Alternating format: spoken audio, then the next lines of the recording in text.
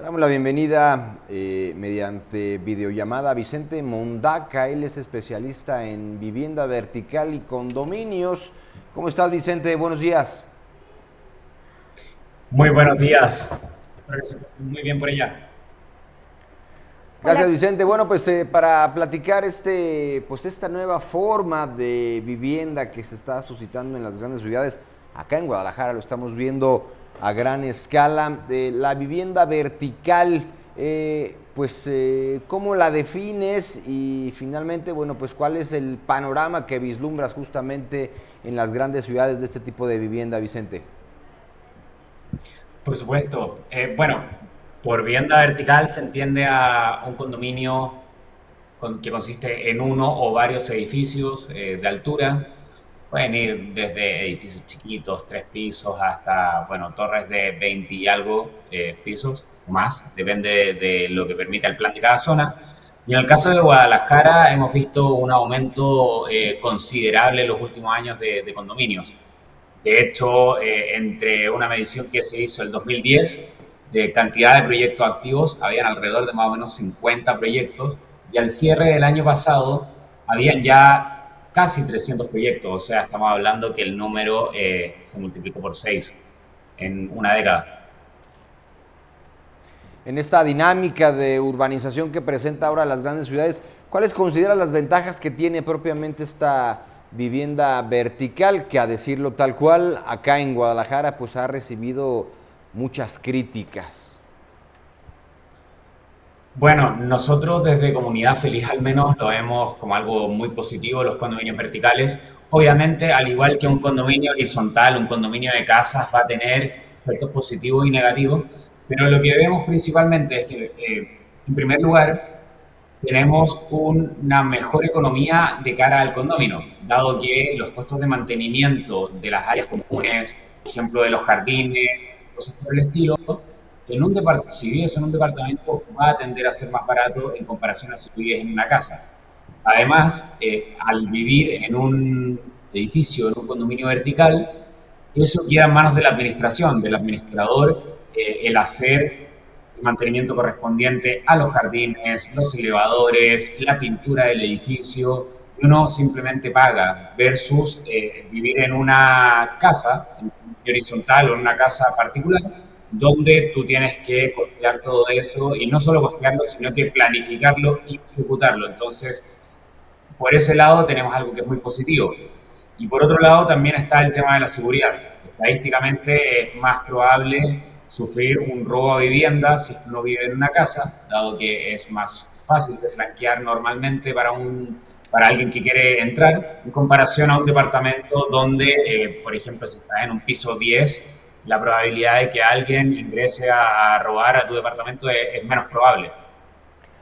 Vicente, comentabas acerca de los costos que son más baratos para el mantenimiento porque se reparten entre los diferentes condóminos. Sin embargo, el costo para poder acceder a una vivienda de este tipo, al menos aquí en la zona metropolitana de Guadalajara, se ha visto un poco afectada debido a que la mayoría o una gran parte de los adultos jóvenes que actualmente son la etapa y cubren esta franja productiva de la ciudad, no tienen la manera de solventar el costo de este tipo de vivienda.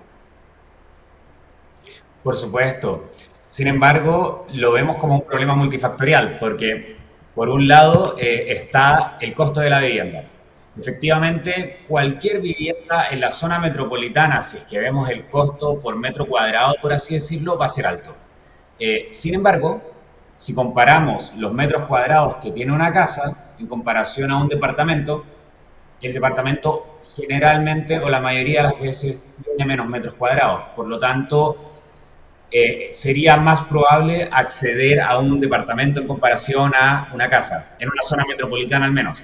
Y el otro factor son las condiciones de crédito que pueda tener la persona, porque al final uno paga un enganche o una cuota inicial y después paga el resto con un crédito. Y las condiciones de crédito a las que pueda acceder la persona también van a ser determinantes. Pero esto aplicaría tanto para casas como departamentos. Oye, Vicente, ahora en el tema sustentable, bueno, pues haces referencia también de que este tipo de viviendas verticales son justamente sustentables, pero ¿cómo finalmente afrontar un problema que por lo menos acá en Guadalajara y también en sectores de la Ciudad de México se ha presentado en los últimos años y meses? Es el tema de la carencia del agua. Bueno, ese es un tema. Efectivamente, estos últimos meses hemos visto cómo la sequía ha afectado a distintas ciudades y, bueno, a prácticamente toda la República. Un edificio, a diferencia de una casa, podría hacer un uso más eficiente de este recurso. Esto a través de, por ejemplo, calderas o de los aspersores para regar las áreas comunes, que en vez de tener un jardín en cada casa, tienes el jardín del edificio que es comunitario, por lo tanto es menos superficie la que se tiene que ver expuesta a riego. Y también, bueno, está el tema del consumo de agua, que bueno, ahí en ese caso las condiciones serían iguales tanto en una casa como en un edificio. Va a depender de cuánto tú consumas y ahí queda más en manos de nosotros como condóminos de hacer un uso responsable del agua. Y ahí hay, por supuesto, distintas técnicas que podemos aplicar, como ocupar grifos que funcionen más a presión y tengan menos caudal de agua. De esa forma podemos lavar o ducharnos en la regadera sin gastar tanto.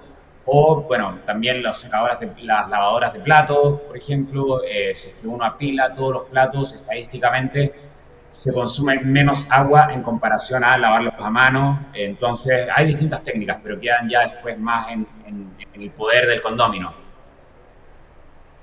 Oye, Vicente, ¿cómo vislumbras el futuro, la próxima década en cuanto a la vivienda y la urbanización de las grandes ciudades?